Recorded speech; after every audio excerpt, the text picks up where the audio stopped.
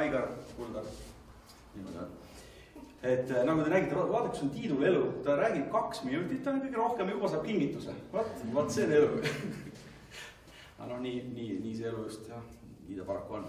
Ühesõnaga, ma tahtsin oma naist ka kaasa võtta, aga ta kategooriliselt keeldus tulemast. Ütles, et kui üks on hull, siis teine ei pea olema ja üleüldse, et ilmselt on säravaid naisi nii palju, et enam ei mahu ruumi ja nii on ka. Ma räägiks juba 5 minutit oma juttu ära, et miks ma ettevõtja olen ja siis me hakkame Aigariga pendeldama igasuguseid küsimusi ja siis te küsige ja hõimike vahele, kas õige või vale või küsige ise. Istu jah, sinna muidugi. Ja proovime hästi vabalt võtta, sest et ega meil neid külalisi veel kohal ei ole, kes pärastpoole peaks rääkima niimoodi, et me võime siin vabalt kella 7 ära ka panna, et kui naisettevõtjad kohale ei tule. Küll nad tulevad. Ma mõtlesin selle alguse pärast veel või algust üle rääkida, et kui Anita oli tagasihoidlik, ütles, et lihtsalt tuli mõte selle üritust teha, siis see mõte tegelikult on ikkagi Anita käest puhtalt. Ja tuli see niimoodi, et istusime kolmekesi siis Anita, mina ja Anti all keegi toas ja mõtlesime, kuidas võiks Võrumaal või üldse Kagu-Eestisse veel ettevõtlust arendada või need, kes ei ole ettevõtluses, et kuidas nad veel tuleksid rohkem ettevõtlusse. Ja jõudsime suht kähku sellise tõdemuseni, et meestega on asi lihtne. Nad on juba kas ettevõtjad või nad on Soomes või neist ei ole asja.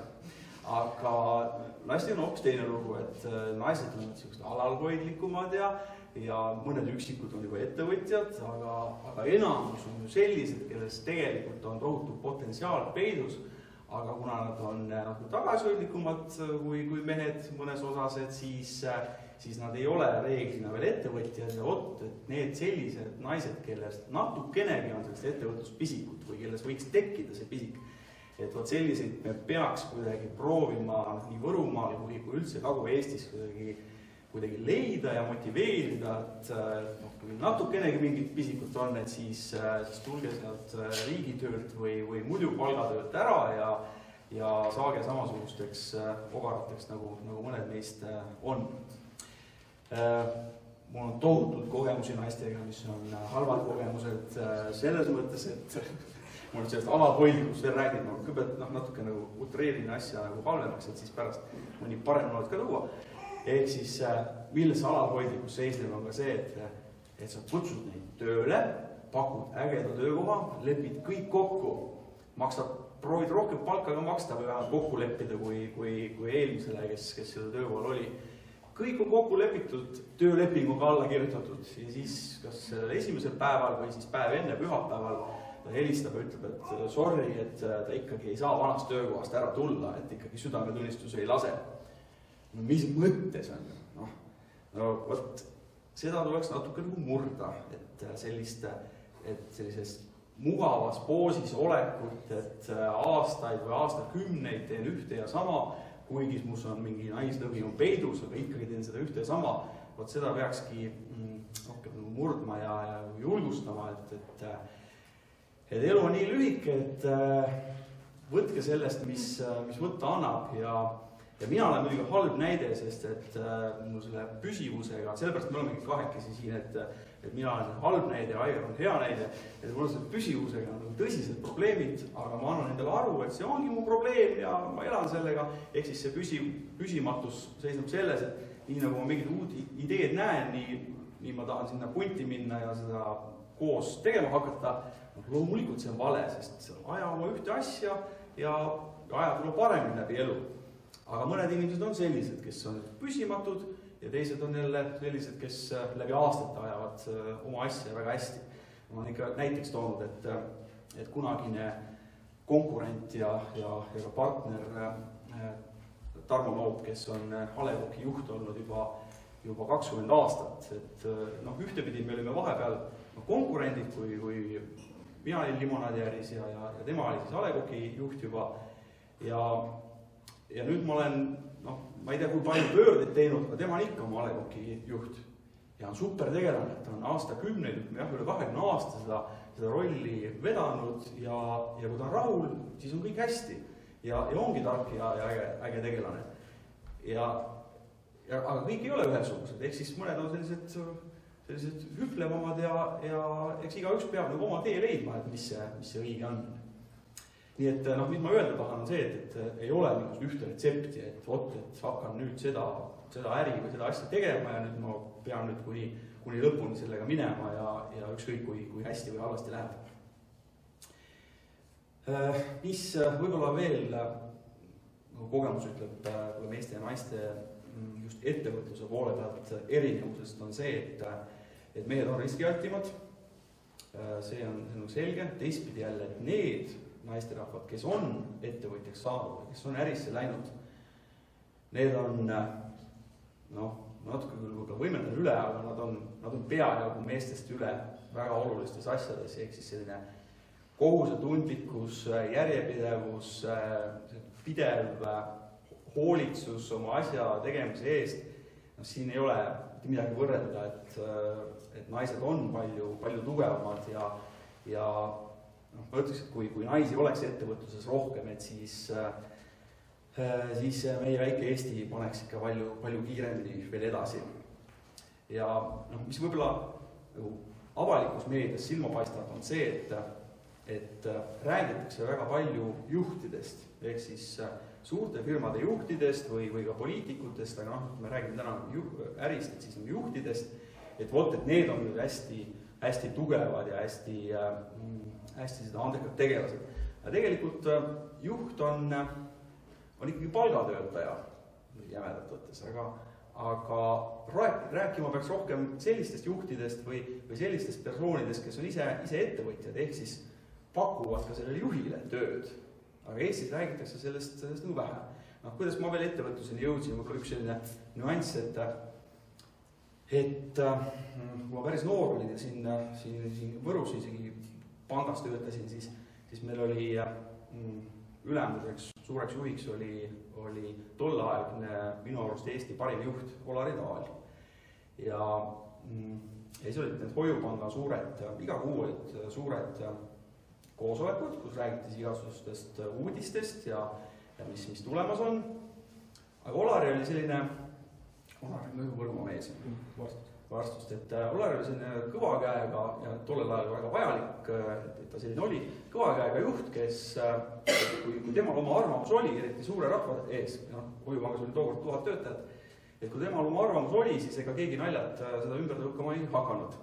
Ja kui need suured kogunemised olid, seal oli ikka mingisugune 200 inimest, ehk siis sellised pooljuhid ja juhid olid koos üle Hoiupanga eri piirkondadest, siis tavaliselt oli mingisugune 6-7 esinejat ja kuna Olar juhtis iga kord neid esinemisi, siis keegi seal väga diskussiooni arendada ei tahtnud. Aga ma olin siis nii loll ja noor veel, et mulle meeldis natuke irriteerida. Ma iga kord, nii kui mingisugune esineja oli, ma iga ühe käest küsisin ühe küsimuse. Ja see käis muidugi paljudele närvidele, kaasa arvatud Olarile, sest ta juba lõpus hakkas ütlema, et ei tohi enam küsida. Aga see oli muidugi naljaga öeldud, aga tõsise näoga, aga naljaga öeldud. Ja mis siis lõpptulemus oli see, et kui Hoiupank osteti ära Hansapanga poolt ja kogu see seltskond laiali läks, siis see meeskonna vaim, mis meil oli, see oli tõesti väga tugev just tänu selle tollasele juhtimisele ja Olari loodud meeskonnale, et me vajusime mööda Eestit laiali ja kui uued firmad tekkisid, siis võeti neid oma hoiupankureid jälle punti. Ja kui Olari läks juhtima üsna pea, 2 aastat hiljem läks juhtima Tartusse Öselfoodsi, siis ta kutsus ka mind ja ühte teist küsijat ka, kutsus ka punti. Ehk siis see, et tol hetkel oli selline vastik väike tegelane, see määras väga palju järgmises elus. Et selline oma nina toppimine igale poole, kus vähegi võimalik, see tuleb kasuks. Nii, ja siis ma hakkasin nagu kergelt ülespoole ronima tänu sellele, et ma ei öelnud ära ühelegi pakkumisele. See on jälle see asi, mida tegelikult teha ei tohi, et siis tuleks tunnetada ikka oma võimete piiri, aga paljud meist ei tunneta ja ükskõik mida pakuti, siis ma nagu edasi läksin ja kuhu ma jõuda tahan, oli see, et see lõpptulemus oli 800 inimese juhtimine selles jäätisefirmas, mille nime ma ei ütle, ja see on ühtepidi põnev, ehk siis juhid börsifirmat, mida sa hing veel ihaldad. See on Eesti mõistes ju väga äge.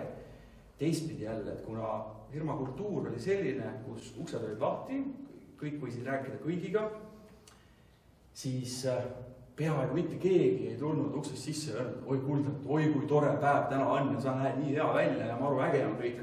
Vaid 99%, kes uksed sisse tulid mingisugused jamad.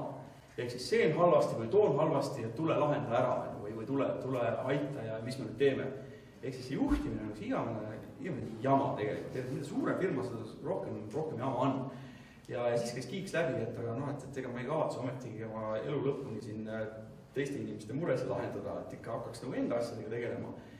Ja nii need igasugused ettevõtmised kuidagi külge hakkasid kleepuma ja nüüd ma olen siis puhast verd ettevõtja, mõned asjad on hästi läinud, enamus asju on halvasti läinud, aga need asjad, mis on hästi läinud, need korvavad igat pidi selle, mis halvasti läheb. Ja kui ei läheks halvasti, siis oleks väga halvasti, sest et siis mõtled, et oledki tegija, aga tegelikult ei ole ja vahepeal peabki halvasti minema ja siis, kui saad naise ja ämma käest sõimata, siis on tegelikult päris hea tunne, et ikkagi midagi oled halvasti teinud ja mine nüüd mulda vedama aiamaale.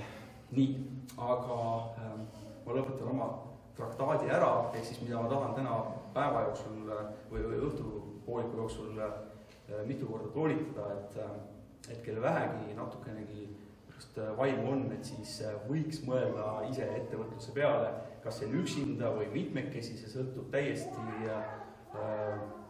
kuidas ise tahate. Minu ärid on kõik mitmekesi. Reeglina on ka niimoodi, et need on erinevate inimestega, ehk siis igas ettevõtmises on oma meeskond, naiskond ja ei ole nii, et kõigiga, või need, kellega oleme punti sattunud, et nendega läbi aastakümnete oleme läinud. Aga see on jälle niimoodi, et see ei pea nii olema, võib hoopis teistmoodi, kui ühe või mitme inimesega teha läbi terve eluäri, nii et ühte lahendust siin ei ole.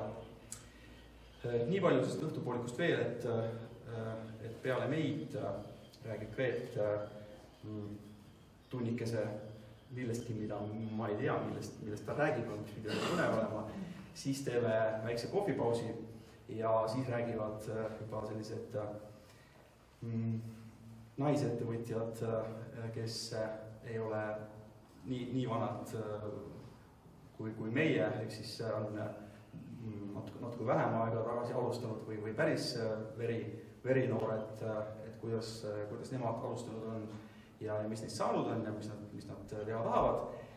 Ja kui umbes 7 ajal loodetavasti lõpetame, et siis nagu edasine idee fiks on see, et nagu ka plakativust kirjas oli, et kui me umbes sellises vormis tahaksime veel kokku saada, siis teisel kokkusaamisel teeks sellele majale siin tiiru peale, ehk siis käiks need ettevõtted läbi, kus on just naisettevõtjad, on ju nii, ja nad on just väikeettevõtjad, ehk siis vaataks, kuidas on naisettevõtjad oma väikefirmad loonud ja mis neist saanud on, et neilt õppida ja selle teise päeva lõpuks võiks siis julgemalt meist jääda veel mõtisklema, et äkki ikkagi mõtleks oma tulevase idee peale ka, et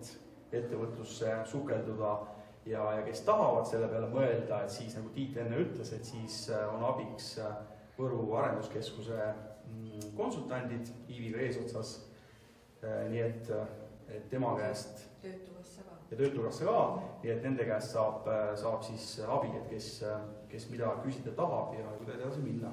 Ja kolmas kord on tegelikult kõige põnevam, kes selleks ajaks veel jalgelt püsib, see on siis augustis, siis võiks need, kes tõsiselt võiksidki ärisse minna ja tahavad meiesugustega veel kunagi rääkida, siis võiksid oma ideest pikemalt rääkida ja me siis arutleme, et nendest plussidest, miinustest, see, mis täpselt toimub selle kolmanda korral, seda me täna ei räägi, et ei lasi liiga lihtne ei tunduks või liiga keeruline.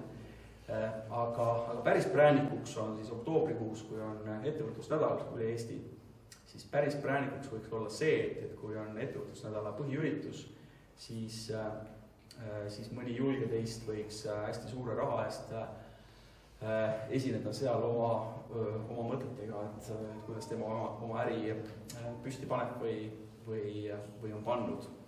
Aga sinna me veel jõuame.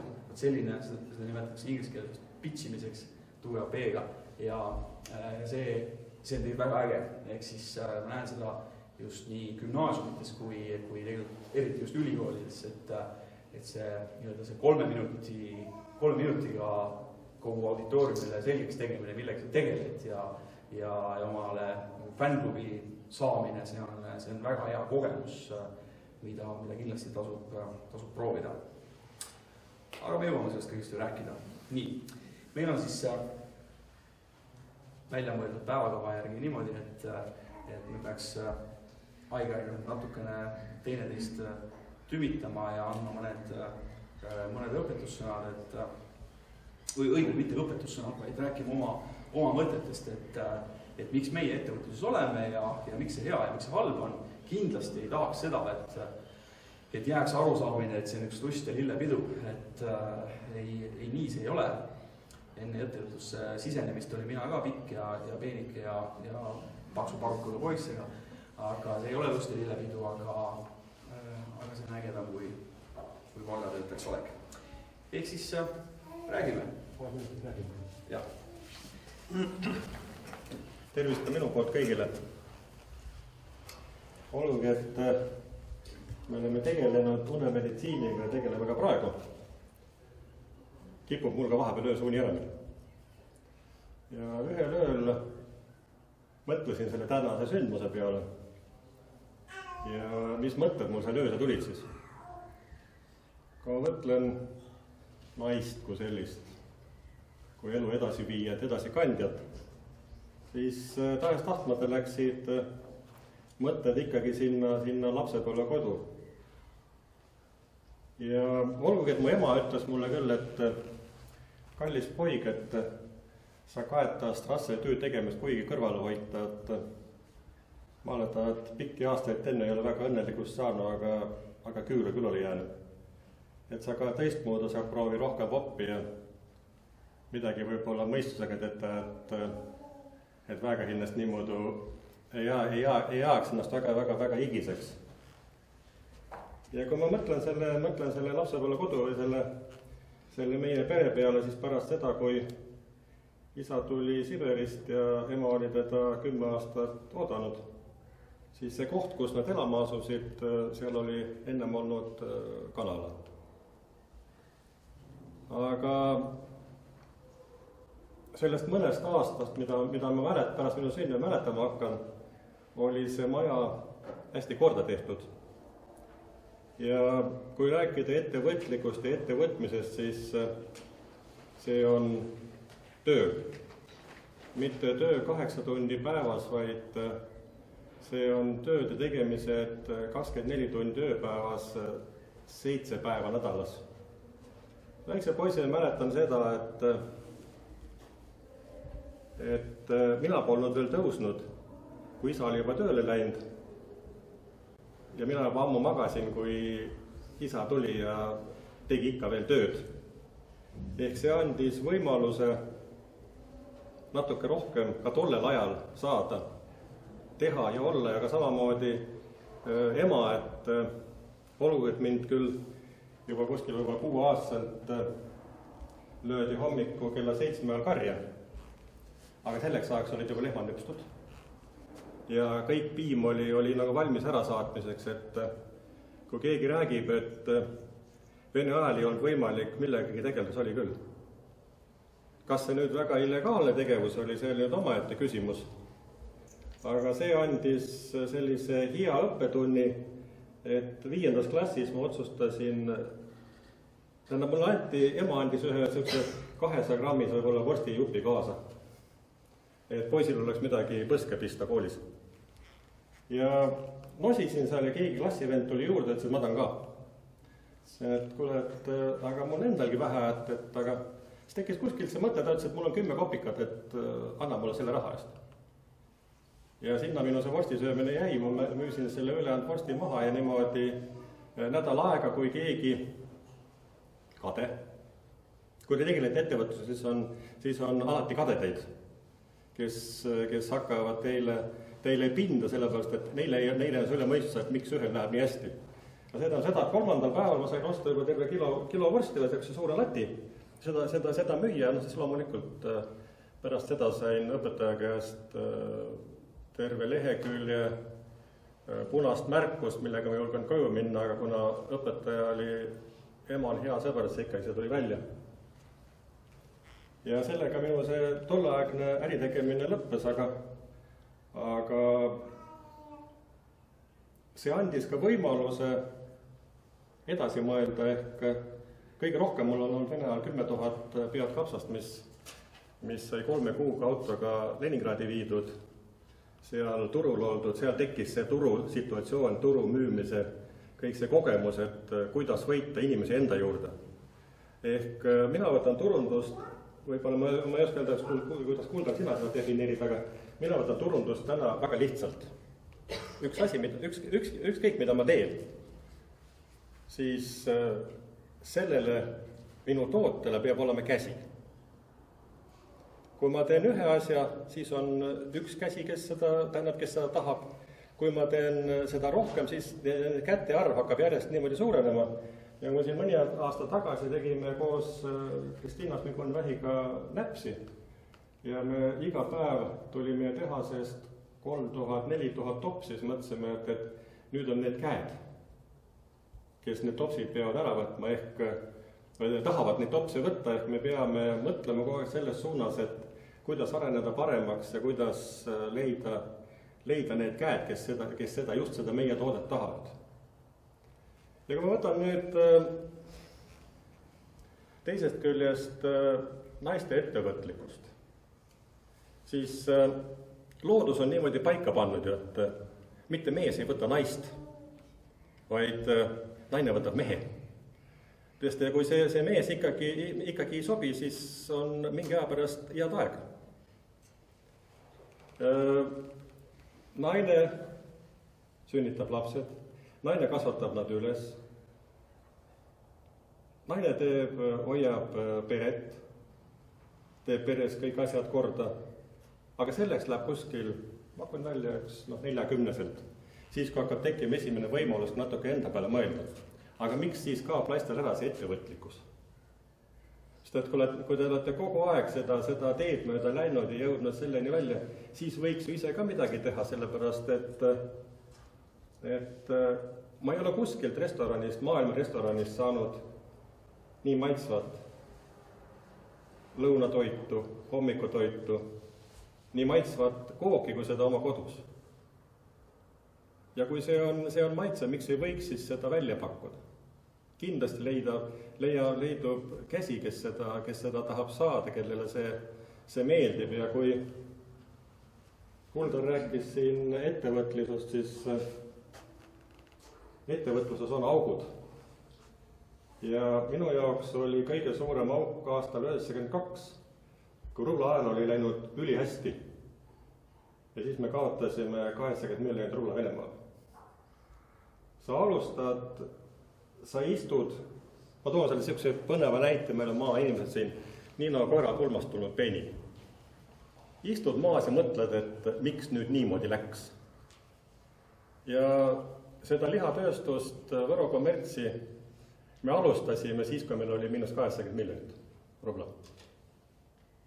Aastaks 2003, kui ma sealt lahti sain, oli meie aasta käive 192 miljonit. Pangas oli vaba raha 17 miljonit krooni. aga minu partneri järeltulijatele oli sellest vähe. Ja ma olen jälle neile tänulik selles suhtes, et kui üks asi saab sinu jaoks otsa, sind tõstetakse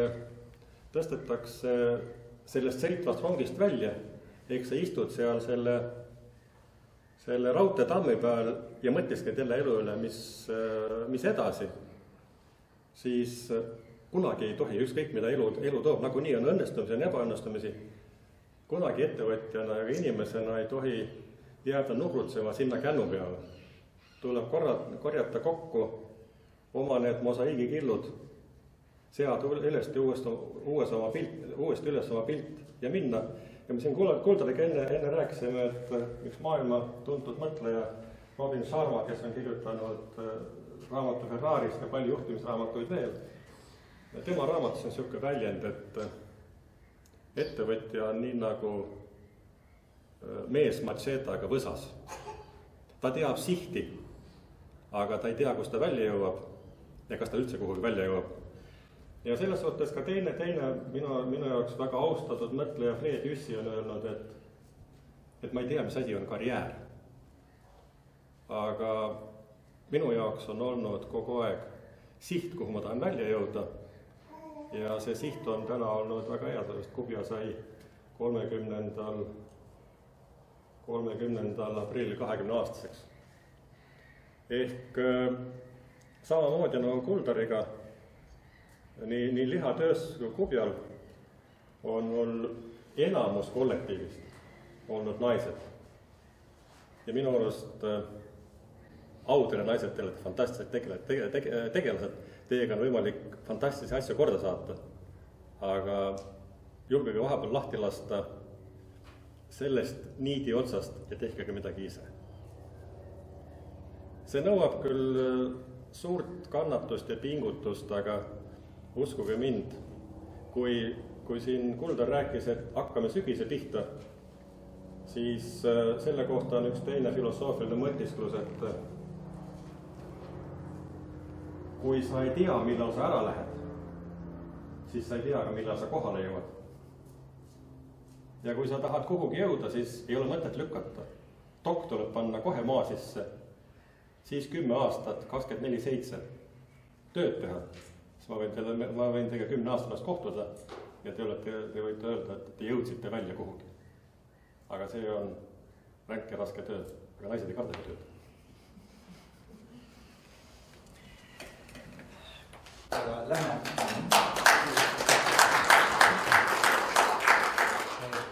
Tahaks võtta selle partnerite teema korra üles, et sa tõid ka näite, et Nora Kommertsis, et partneritele ei jätkunud sellest ja nii edasi. Järeltulijatel, jah. Okei. Aga räägiks natuke partneritest, et siis kui äri alustada, siis minu kogemus ütleb, et see partnerite valik või kas teha üksinda või teha kellega koos ja kellega teha koos, et see on väga-väga tähtis ja seda pärast muuta on üliraske. Ehk siis need, kellega olen alustanud, väga keeruline seda muuta. Ja ma olen elus ühe korra väga kõvasti põrrunud valede partneritega ja mõned korrad natuke vähem. Aga nüüd ma proovin pigem rohkem kas või viivitada või õppida inimesi tundma või ka psühholoogiliselt neid sisemusse tungida rohkem, et kas nad on sellised, kellega koos äri teha, et mis su kogemus ütleb, et kui sul on hea idee paistab ja tegelane, kellega koos teha ka paistab õigesti tema idee, et kas sa siis mõtled pikalt või ta kiiresti selle idee rõppe minna. Mul on elus olnud mõned väga head kogemused. See oli aastal 90, kui me tegelisime turismiga ja meid kutsuti Soome tööle asfaldipanijaks. Kujutad nüüd ette 90. aastal 8 kuni 10 000 Soome marka kuupalk. Ja ma sisuliselt kohe ütlesin, et ma ei tule. See soomlane ütles, et ma ei saa aru, mis mõttes ei tule. See on selline raha. Aga seal oli ainult üks eesmärk, et teha midagi ise.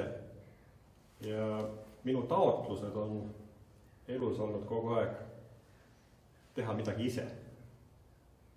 Mida ma tegin võib-olla selles samas kommertsis vea, mul oli võimalus partnerralli osta, siis kui ta elas veel.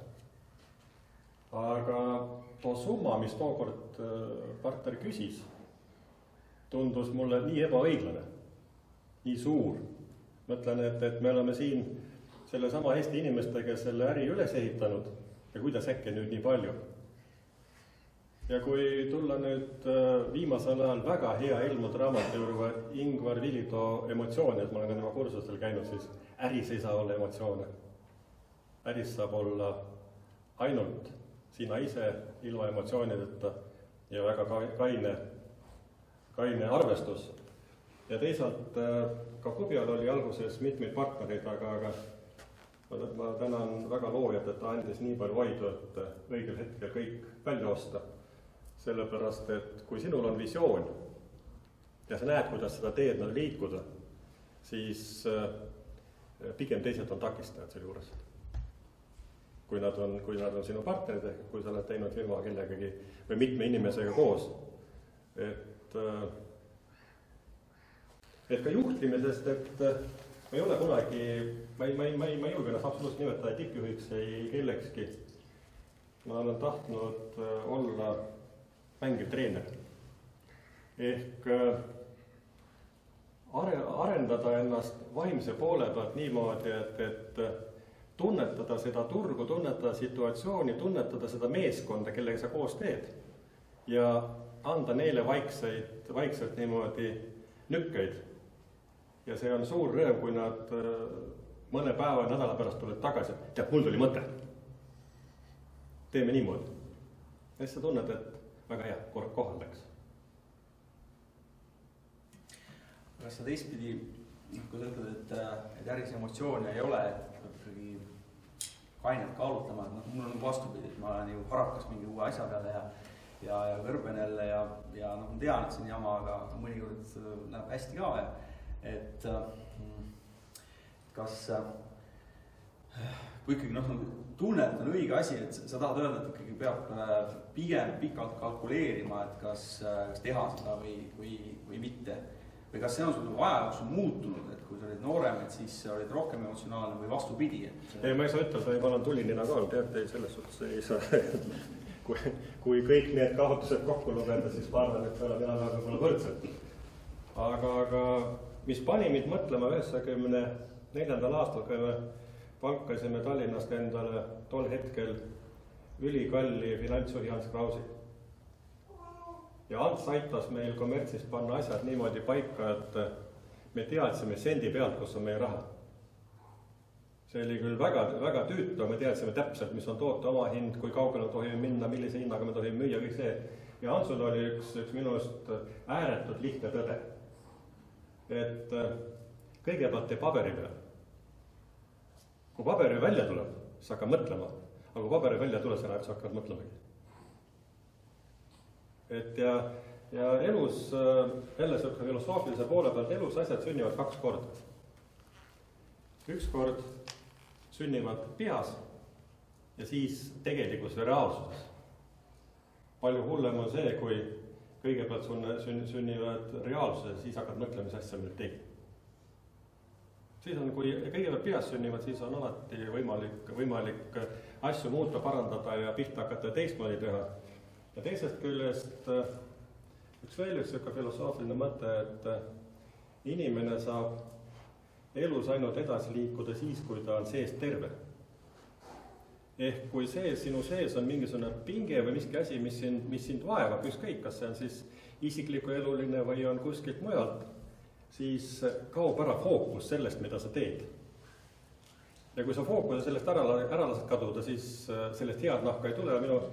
Minu partner Ivo, kui sa rääkisid sellest tulihingelisusest, siis mul on olnud paar korda saada võimalus Võru linnapeaks, on tehtud ettepanek kandideerida Riigikogusse ja sealt edasi.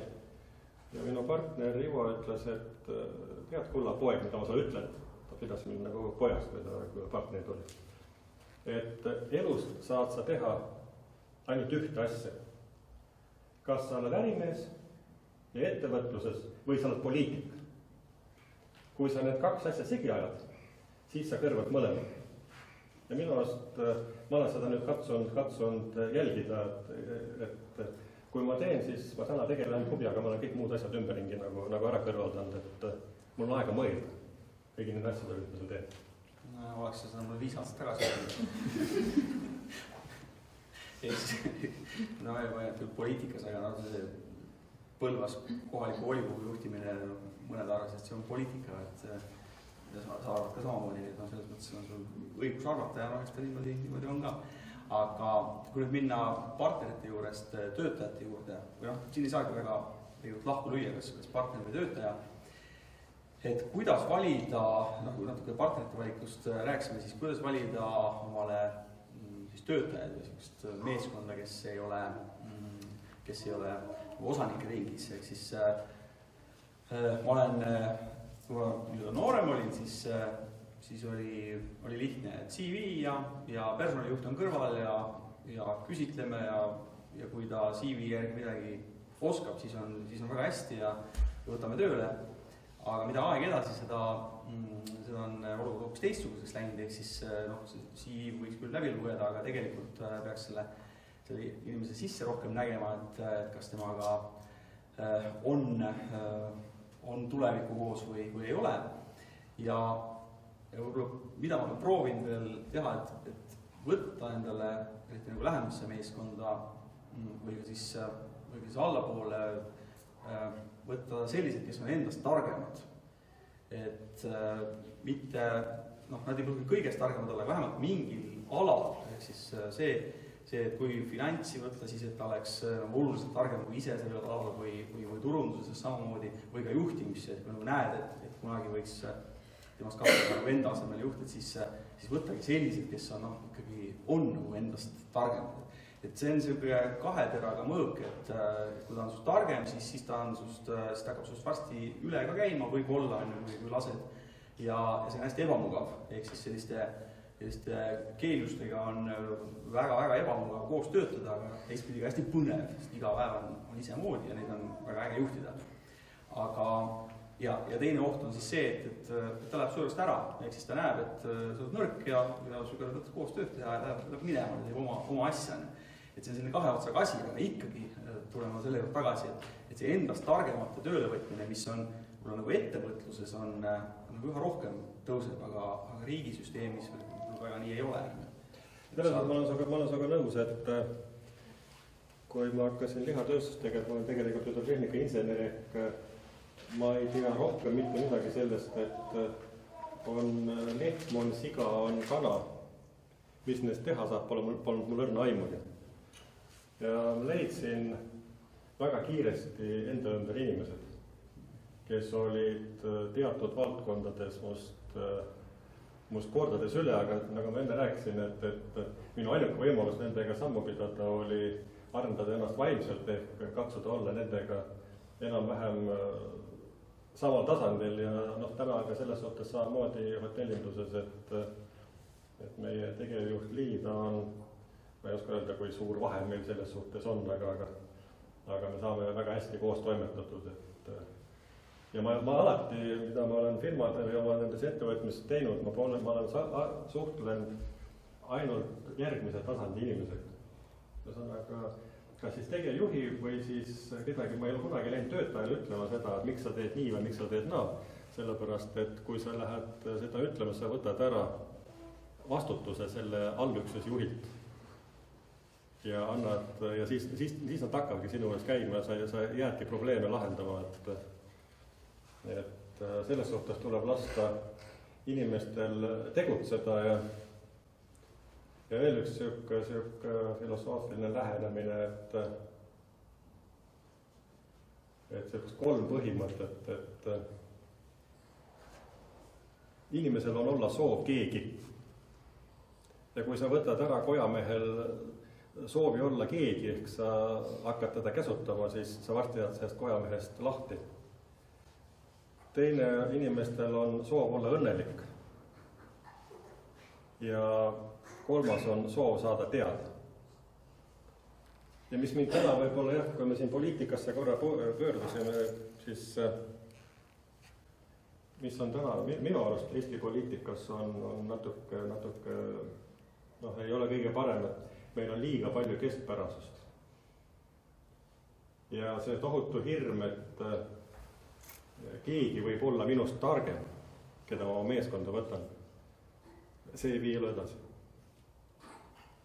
Et alati tuleb leida endale inimesi, kes aitavad ka sind edasi ja sind edasi viia, et Hiinas on omal ajal üks väga põnev põhimõte, et õpilasel oli siis õigus õpetaja maha lüüa, kui õpilase õpetas targemaks.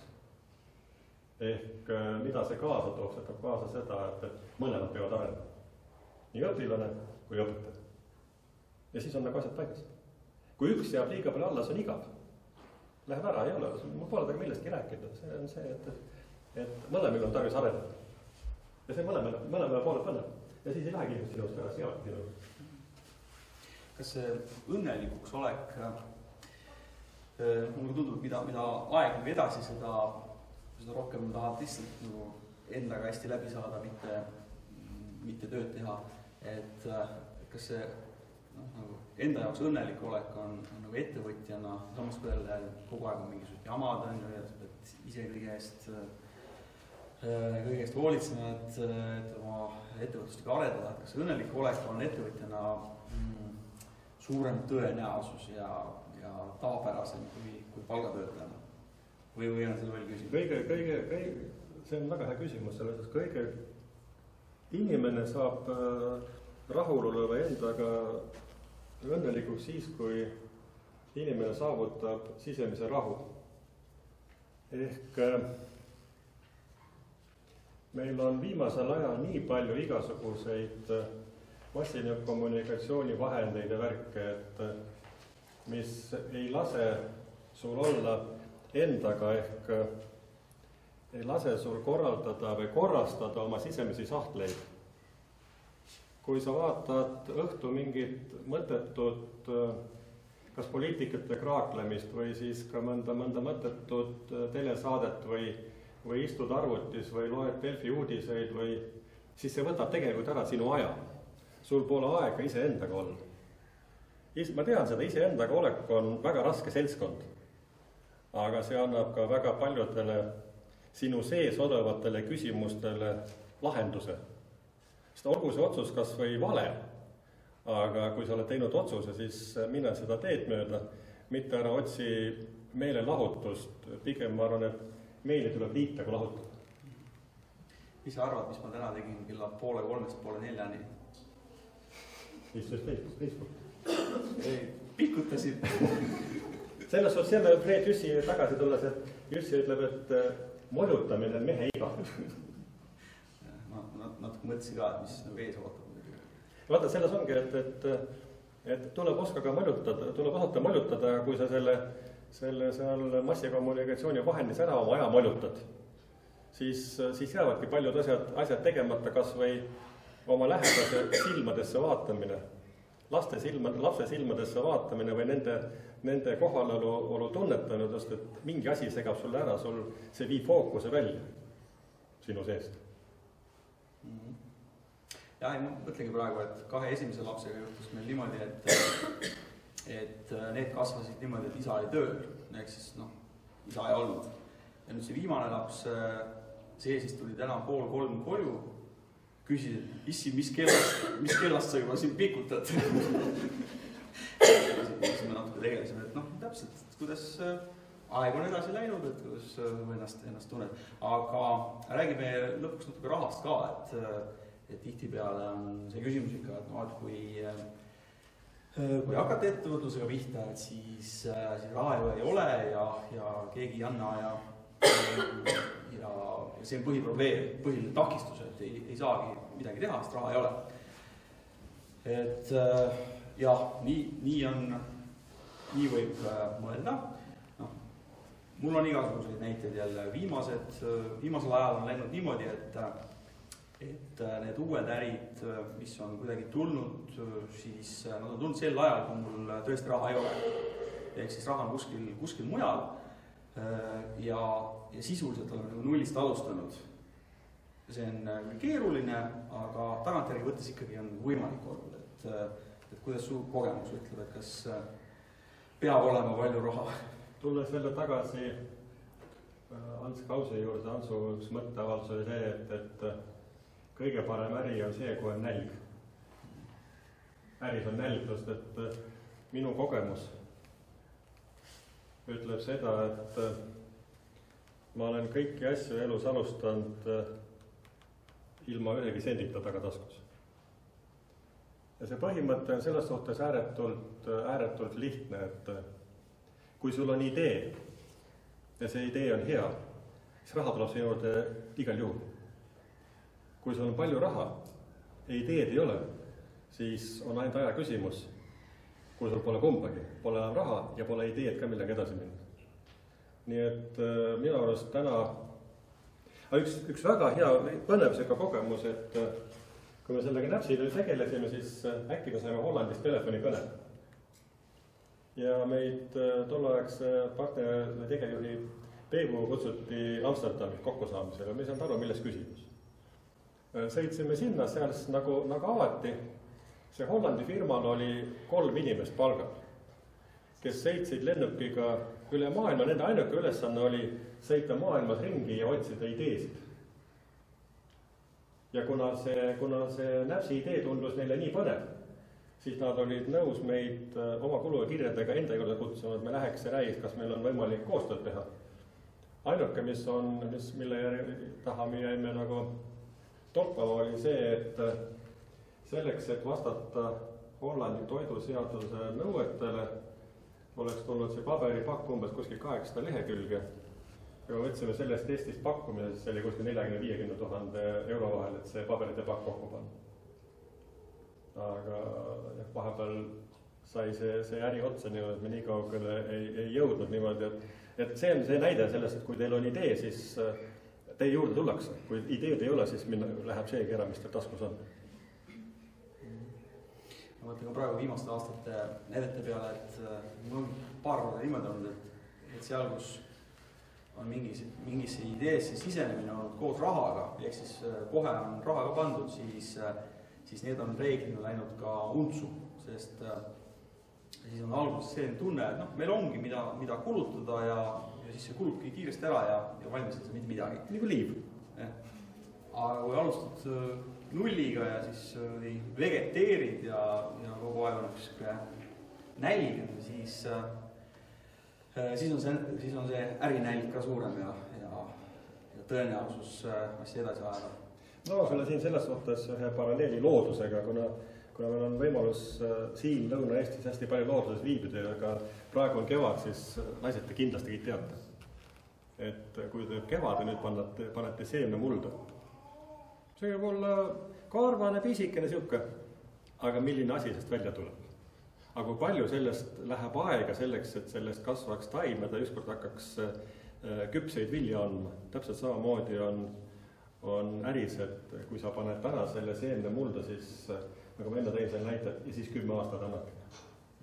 Iga päev käid, vaatad, kas päikest on, kas vilu on, kas külma ei ole, kas liiga soe on, kas kahjuritöö liiga teinud, kõik see, et ei ole mingit vahet, loodus ei ole mitte midagi uut, kõik on üks ja sama, et kõik toimub läbi arengu järjest etappide kaupa. Ja mul meenub, et ma sain mingisuguse asja eest sain selle Click and Grow, selle tomatipoti. Aga kuna ma sain selle tasuta, siis see veel kasvama ei läinud. Ilmselt oleks ostnud, oleks vaeva läinud. Siis oleks ilmselt läinud, aga naine ka proovis veel putitada ja läks hällitama ja siis me panime ta kuhugi kaugel ära, aga ta hakkas mingisugust sõnumeid saatma, et tule nüüd kasta mind või mingi nama. Sai pidevalt meile ka veel, et kuidas sul see pott elab. Õudud närvilas, aga kui ma seda omaniku tunnen, siis ma ütlesin talle, et tule nüüd päästa ära mitte sellest painajast, aga samas ta müüb oma seda asja, müüb üle maailma ja väga edukalt ja kaasab investorite raha jälle mingi 10 miljonit kuskilt saanud on. Ma ei tea, kes neid ostab, aga... täpselt sinusugused? Jah, ja need ostavad. Ostavad. Ja selles suhtes, miks on taimede kõigi äri niivõrd hea, selles on see, et paned selle õunapuu kasvama küll, aga järgmine kevad avastad, et jänes põrgulne sai koore ära. no kui ta enam lehte ei lähe, no tõmbad välja, nad ostad jälle. Ja nii jäädki, selles otsata see on ka see, et selle õunapäevast hoolitsemine, et ta sügise ilusti ikka kinni katad ja sinna keegi juurde ei pääseks ja sama on roosidega mis tahes, et kõigi nendega on see, et sinu oma lohakus on mingid tegemata jätmised, viivad tegelikult sul selle taime või selle raha, mis sul võib-olla kunagi on kuskilt teenitud ära, et see on sama mõtlemise küsimus ikkagi, et kui sa midagi teed, siis tuleb hakata selle eest kohe hoolitsema, ei ole niimoodi. Nii, aga me jutud on otsad kokku, et kui tahab äkki keegi midagi küsida, meie või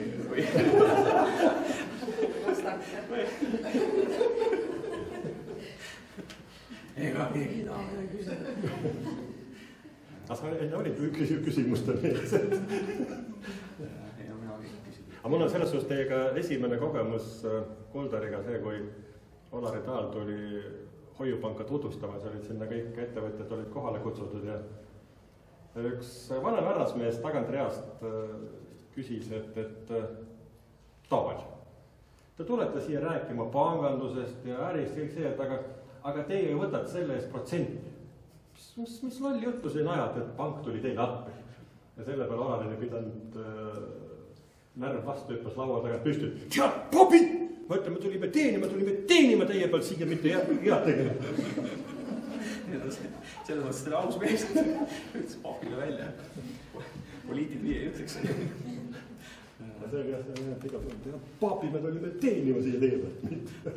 Ma räägin lõppu veel Olarist üle loo, et ma olen seda nii palju rääkinud, aga võib-olla mõni ei ole kuulnud, et mul on meelest ära läinud. Et ma olin selle Öselpuud siis, kus siis Olari Taal oli juhatuse esimees. Mina olin siis juhatuse liige, müügidirektor. Ja Olar ütles, et tema nüüd lahkub firmast, et tema tahab sinna Haapsallu ära minna ja sina nüüd võiksid siis saada juhatuse esimeheks. Aga Kuldar, et ma näen, et sa ei ole veel selleks valmis, et sa oled veel, sa oled veel valmis, on ju. Et ma olen nõus sind õpetama, mentoriks olema, ma ei mäletagi, mis ta ütles, kas 5 päeva või selle rohkem täispäevad. Ja et räägime 4 silma all ja räägime siis, kuidas firmat juhtida. Ma ütlesin, muidugi, ma aru hea. Ja 2 päeva oli ära ja teise päeva õhtul ta oli siis see 2 päeva rääkinud või me olime vestelnud ainult minu nõrkustest. Ehk siis, mis ma,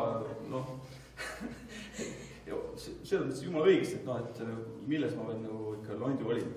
Ja teise päeva õhtul siis ma ütlesin Olale, et mul oli endal nii halb oli olla, tõesti see alaväärsus kompleks tekib, sest et oledki loll. Ja siis teise päeva õhtul ma ütlesin Olale, et kuule, et sa käid sealt Haapsalust ikka nii kaugelt käid ja lõpetame ikka ära. Ma olen nüüd saanud küll juba tarkust ja küll ma juht olen juba. Ja Olari muidugi ilmselt ootas seda momenti, et millal mul närv üles ütleb ja ütles, et okei, kui sa rohkem ei taha, siis lõpetame ära ja muidugi saad hakkama. Muidugi, nad on sinust lollim äkki. Ja lõpetasime ära ja siis mingisugune aeg hiljem siis ma taipasin, et see oli üks suurimaid vigu, mis ma senimani teinud olin, sest et ma oleks saanud personaalset õpet Eesti ühe parima tippjuhi käest tasuta ja 4 silma all ja niimoodi, et ta mind tunneb ka veel, et mitte ei ole keegi kuskil telesilla kaudu, vaid inimene, kes tunneb ja annab sulle personaalset õpet. Ja ma sellest keeldusin, et kui täna oleks selline võimalus, siis oleks see super luks saada sellist kogemust. Ja nüüd ma käisin aastat tagasi, käisin külas Olari selle Haapsalus liblikate juures ja siis ma ütlesin ka talle, et kas sa mäletad, et niisugune londu ma olin ja siis muidugi mäletan. Aga näed, et ellu jäid. Nii et nüüd ma olen proovinud just eriti noortele rääkida, et kui ikkagi näed, et kuskil on enda kõrval targem inimene, siis ärge minge kuhugi nurka seisma, et minge rääkida juttu, et ükskõik, mis ta sust arvab. Eestlase põhihäda on see, mis ta must arvab, mida ta ikka arvab, et elame edasi. Oot nii. See ei saa korda minna, mida teised sust arvavad. Jah, nagu läheb. Kui sa hakkad selle peale mõtlema, kui mina nüüd ebaõnnestun, teised must arvavad, siis parem ärge üldse tehke. Sa ei saa arvestada seda, mis teised arvavad. Ja võib-olla see moment jäigi meil rääkimata, et Eestis on see ebaõnnestumise kartus on niivõrd suur, et noh, kui kas või USA-ga võrrelda, et siis seal, kes ei ole pankrotti läbi teinud, see ei olegi niisugune ettevõtjana, aga Eestis on need, kus midagi läheb kehvasti, et siis on kohe niisugune tunne, et nüüd pannakse sind avalikult häbiposti. Okei, pannakse jah need, kes on midagi kriminaalselt korda saatnud, aga kui sa lihtsalt oma äriga lähed äri läheb põhja või pead midagi muud hakkama tegema, siis noh, see ei ole taunimisväärt, et see on vastupidi, see on väga hea kogemus ja annab hindu edasiseks, vähemalt endale, ja nii tuleb mõelda, muidu ei saa. Nii, aga laseme Greda. Äkki on meil üks küsimuse poeg kuskilt tekkinud? Kui ei ole siis? Isegi sinu käest ei küsida. Laseme siis Greda pukki.